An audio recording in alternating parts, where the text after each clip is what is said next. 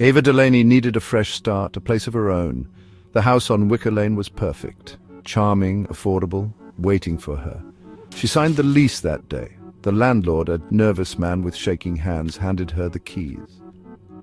"Good luck," he mumbled, avoiding her eyes. Ava brushed it off. This was her new beginning. The house was everything she dreamed of. Hardwood floors gleamed in the afternoon sun. The air, though dusty, held the faint scent of lavender. As she unpacked boxes, a sense of peace settled over her. Maybe this time things would be different. Maybe here she could finally outrun her past. The first few days were blissful.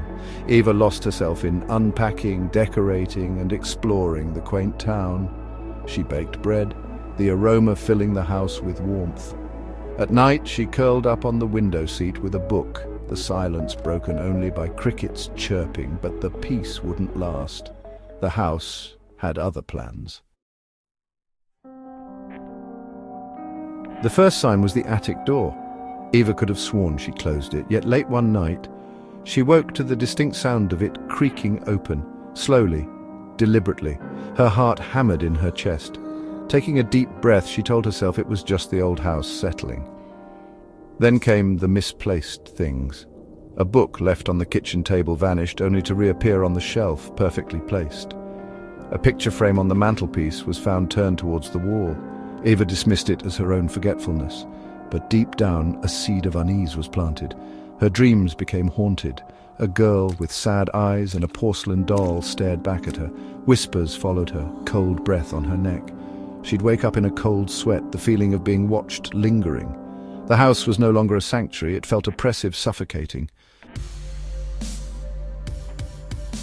Driven by a need for answers, Eva finally decided to face the attic. Dust motes danced in the single beam of light from her flashlight. Cobwebs clung to everything. The air was heavy, thick with the scent of decay and forgotten things. She stepped cautiously, floorboards groaning under her weight. In the far corner, beneath a dusty sheet, she found an old trunk. It was unlocked. Inside, yellowed photographs spilled out, capturing moments frozen in time. One photo caught her eye. A family, their faces solemn, posed in front of the house, but it was the girl standing slightly apart who sent shivers down Eva's spine. Clutching the photo, Eva rushed to the local library. She needed answers. The librarian, a kindly woman with spectacles perched on her nose, listened intently to Eva's story. Her brow furrowed as she examined the photograph. "The Markham family," she whispered, her voice barely audible. The librarian led Eva to a secluded corner, her fingers tracing the spines of ancient books. "Tragedy struck this house," she said, her voice low. "The Markham's daughter, Abigail, drowned in the well out back. They say her spirit never left." Eva's blood ran cold. The girl in her dreams had a name now, Abigail. "Some say Abigail roams the house," the librarian continued, her gaze unwavering, searching for something she lost. She looked at Eva, her eyes filled with concern. "Be careful, child. This house, it feeds on fear."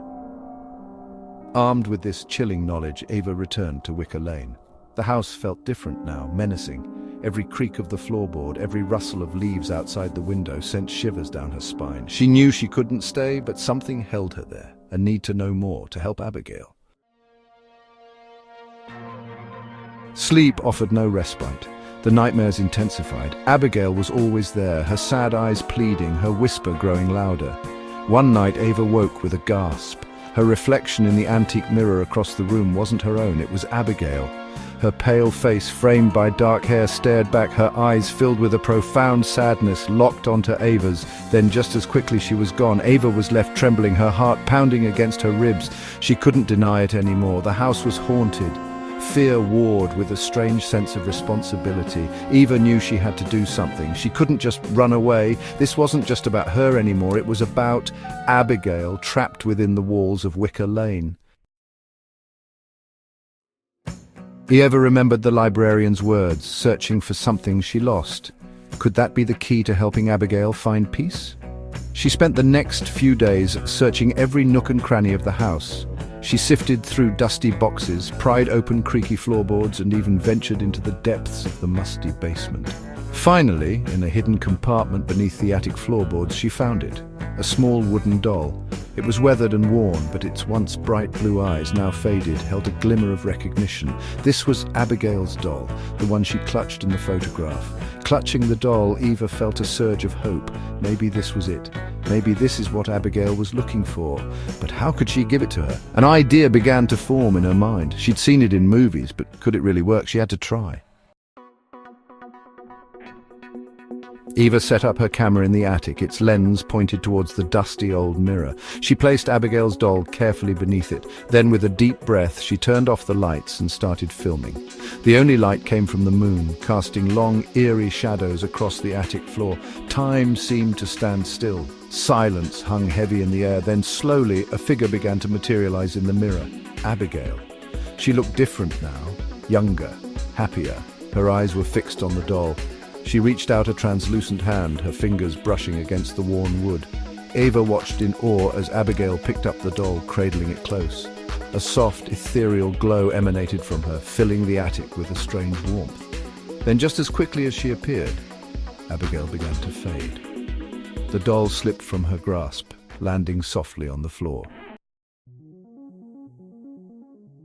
The next morning, Eva packed her belongings. The house felt lighter, the air no longer thick with dread. She left the doll on the attic floor, a silent thank you to Abigail.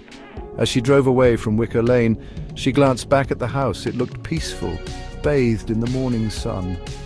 Eva never forgot her time on Wicker Lane. She carried the memory of Abigail with her, a constant reminder that some wounds run deeper than the physical world.